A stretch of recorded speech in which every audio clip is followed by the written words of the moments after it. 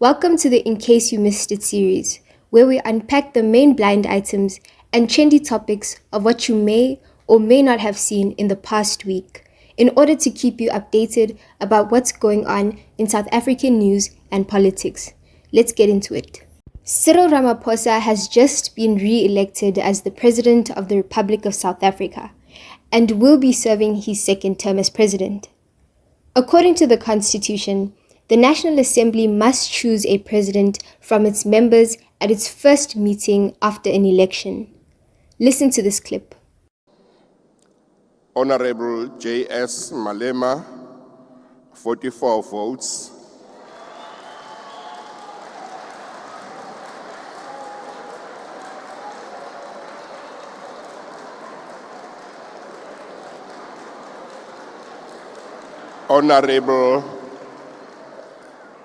Honorable MC Ramaphosa, 283 votes.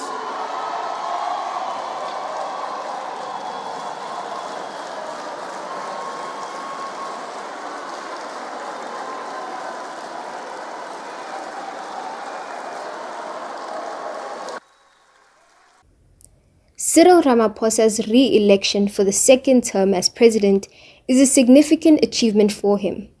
It shows confidence from the National Assembly and sets the stage for continuity in leadership. However, opinions on his re-election differs widely. Some people see it as a sign of stability in South Africa, while others may question whether he won the election fair and square. Many are raising the questions about whether Cyril Ramaphosa would have won the election by the same margin if Jacob Zuma had been a contender. Which brings us to our next topic of discussion, the MK Party issue that occurred earlier this week. We heard that the parliament stopped all travel and hotel plans for former President Jacob Zuma's MK Party members. This was because the MK Party had said that they wouldn't go to the first sitting on Friday.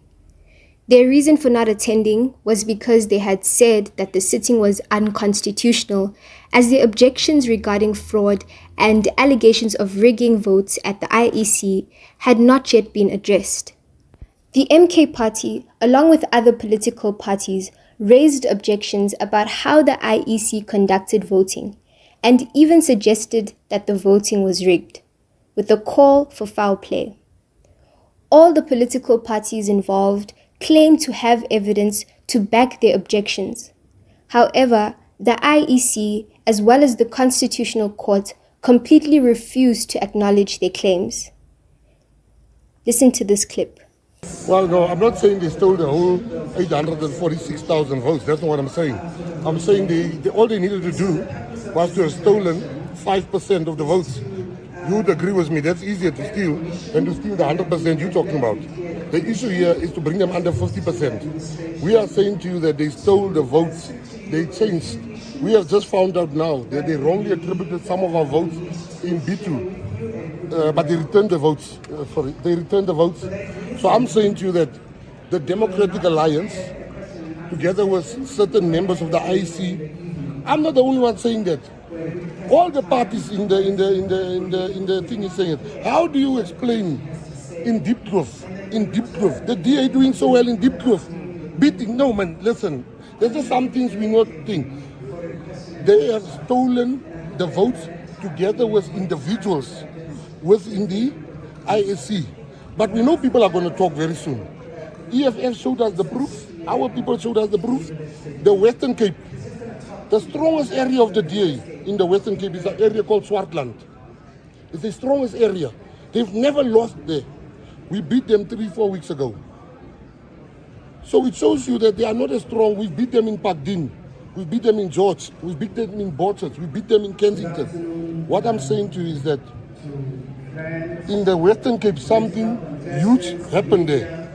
And we must know the DA has a lot to answer with what's happening in the Western Cape. You can't tell me that 20 parties are all alleging the same thing, and it's not something worth looking at. The next blind item shines a spotlight on Gayton McKenzie, the leader of the Patriotic Alliance. He says that he's willing to take the police ministry if Home Affairs isn't up for grabs. The party has been gunning for Home Affairs, promising to mass deport all illegal foreigners. He says that his past life equips him to be a police minister. But listen to what he had to say in this clip.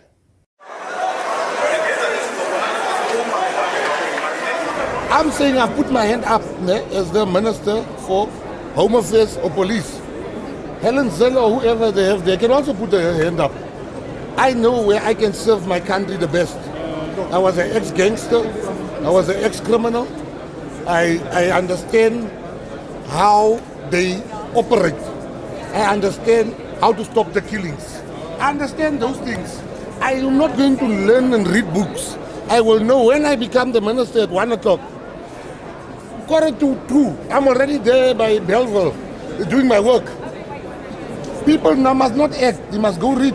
It's not a PA position exclusively.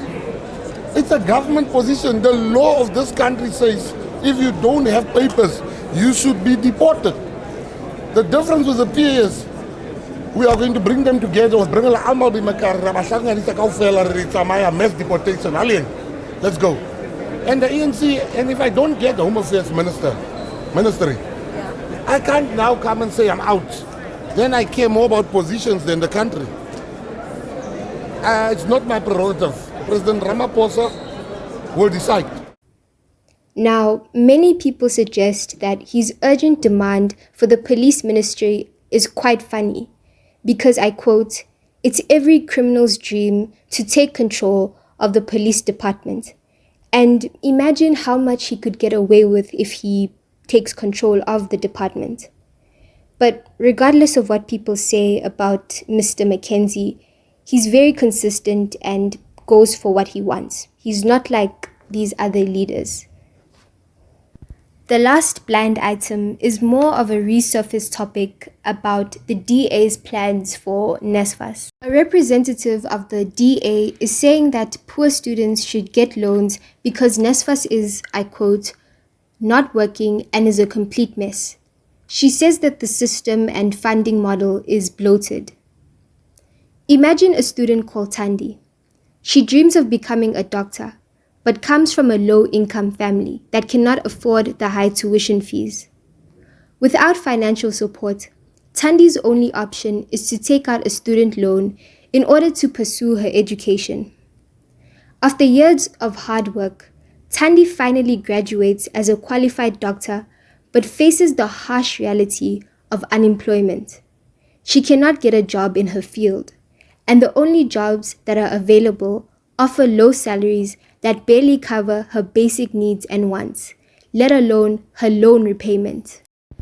Meanwhile, the economy continues to struggle as more graduates like Thandi are burdened with this debt, limiting their ability to stimulate economic growth and innovation. So instead, the DA says that they can provide something better than NSFAS, which are student loans. And yes, student loans can be a bit more reliable than NSFAS at times, only because it can be suitable for students who may not qualify for NSFAS or who need financial support beyond what NSFAS offers. Student loans have more cons than it has pros. Its negatives outstrip its positives. It's an American student debt trap system which shouldn't be brought here in South Africa. It places an excessive burden on students, leading to long-term financial struggles and limited opportunities for personal and professional growth. One major flaw of the American student debt trap system is its extremely high interest rates. Students often struggle to repay their loans because of the accumulated interest over a period of time, which can significantly increase the total amount owed. This will only create a cycle of debt that will take years, if not decades, to pay off. The South African economy cannot be compared to the American economy.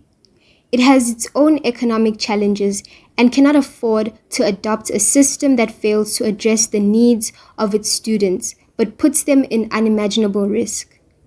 The DA's idea of student loans have left many people wondering if announcing this was for a good cause or to please its party funders, which are none other than the same people who also own the banks of South Africa.